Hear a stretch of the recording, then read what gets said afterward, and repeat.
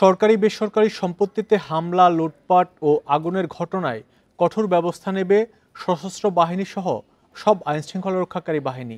প্রিয় নম্বর সেট করে বিকাশে সেন্ড মানি করুন ফ্রি।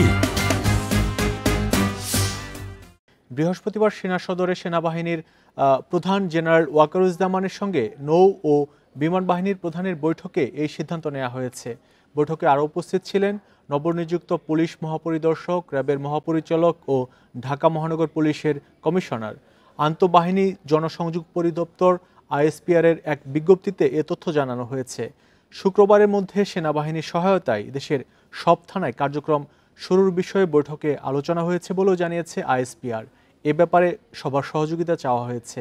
ছাত্র জনতার আন্দোলনের মুখে ৫ আগস্ট দুপুরে প্রধানমন্ত্রীর পদ ত্যাগ করে দেশ ছাড়েন শেখ হাসিনা। এরপর সংসদ ভবন, গণভবন ও বিভিন্ন থানায় ব্যাপক হামলা, ভাঙচুর, লুটপাট হয়।